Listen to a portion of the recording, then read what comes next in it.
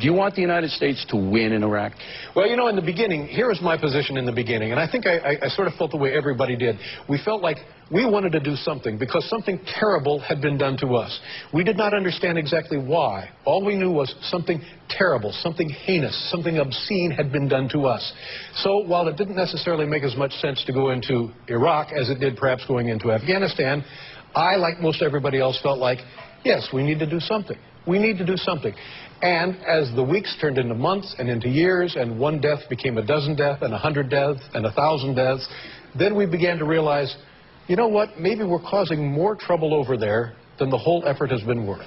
Possible. But do you want, right now, do you want the United States to win in Iraq?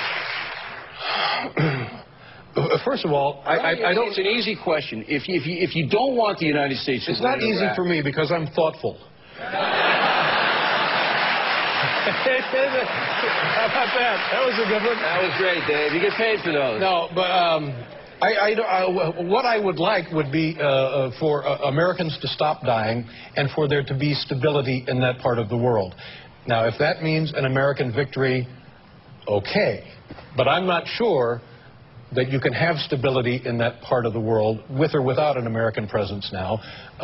So I would do whatever it takes to stop Americans dying. Do you think that before the Iraq invasion started, there was stability in that part of the world? Do you believe that? Well, let me ask you a question. Was there more heinous, more dangerous violence taking place then in Iraq, or is there more heinous, dangerous violence taking place now in Iraq? It's pretty much a tie. Well, then how can we... Oh, stop it. Come on. Saddam Hussein slaughtered 400,000 people, all right? So knock it off. It's a situation that's fluid, but here's the deal. You can object to the policy of Iraq. That wasn't the reason we went over there. No, we went over there because there was weapons of mass destruction. It turns out there were no weapons of mass destruction. Right. And now, what everybody is saying, what about Kim Jong-il? Not only are we guessing that he has weapons of mass destruction, he's saying, hey, look at me. We're setting another one off. Come on over. Yeah, I don't think that's a guess, Dave. I think when he sets it off, we got a clue. Well, then why don't we go there? Because he actually has weapons of mass destruction. Why don't we go there and do what? What do you want to do? You want to drop an atomic bomb? What were we supposed to do going into Iraq then? What we were supposed to do is that the United States government believed that Saddam had a WMDs, okay?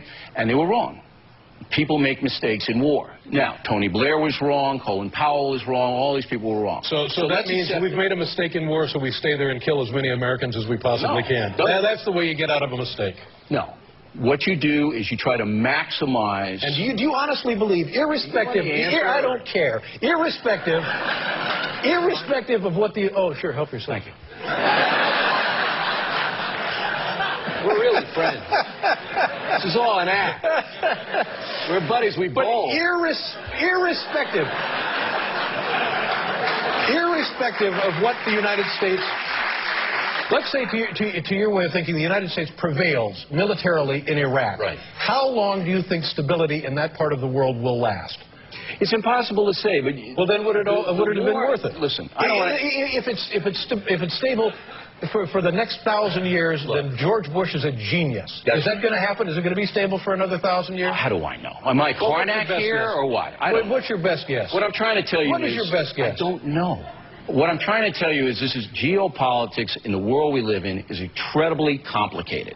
The reason to go into Iraq was WMDs with a mad dictator, okay? That was the reason. It was wrong. If we could go back in a time machine, we wouldn't do it. But how does staying there killing more and more Americans make it right? How do you make a right decision out of a wrong decision? If you get out of it. It looks to me like the country is going to fall apart anyway, regardless of what people do. Do you think stability will prevail over there? Dave, if you get out of Iraq and leave it in chaos, Iran comes in, takes over, all right? And then we basically have a 10 times worse situation because the oil flow then goes under the jihadists in Iran. You want to debate geopolitics with me? Really? It's all about oil. You just answered the question. Absolutely, it's all about oil. The whole world is about oil. Right. It's all about oil. That's why we're there. Big deal. Your show's not going to be on left and right. All right, look. You actually think that we're a bad country for doing what we did, and Bush is an evil man? Is that what you're putting forth here? I don't know that I think that he's evil. I think he's misguided. I think that in the beginning, like I said, we needed to do something. People wanted to feel like we were doing something. People wanted to feel like the attack was going to be accounted for. Well, to my way of thinking, the attack really hasn't been accounted for. And beyond that... It hasn't been accounted for in the sense that we made... Look, everybody says beyond that, terrorism now is a far more... It's white hot. Where previous to the disruption in Iraq, it was a fact of life. It was a gruesome fact of life. But now it's become a damn intramural sport. Hold it. I think it was pretty white hot on 9/11 when 3,000 people were slaughtered in the streets of the city. So why, what you're doing is you're making a mistake of oversimplifying a very complicated situation. Oh, I'm oversimplifying. Yes, you are. We made a mistake on WMDs. That is true. All right, solve the mistake. Correct the mistake. The mistake cannot be corrected. But what can happen is, and I'm praying it is happening, is that we stabilize that situation over there so that it becomes a functioning democracy. It might not happen, but the intent was noble, to make it a democracy, to make Afghanistan a democracy, to put pressure on the Iranians who are causing all kinds of trouble. But why did we stay in Afghanistan? Why did we stay in Afghanistan? It seemed to me that Afghanistan was more directly the source. I mean, there's been no tie proven between Saddam Hussein and Al-Qaeda or the Taliban, anything. You know what Ansar al-Islam is? Do you know what that is? You don't. All right, and I'm not saying this in a condescending way. I'm really not. Okay? I'm not going to call you a bonehead or a pinhead. Right. Ansar al-Islam was the al-Qaeda affiliate in northern Iraq that tried to poison the British water supply with ricin. They operated with Saddam Hussein's okay. Again, complicated, but it isn't so black and white, Dave.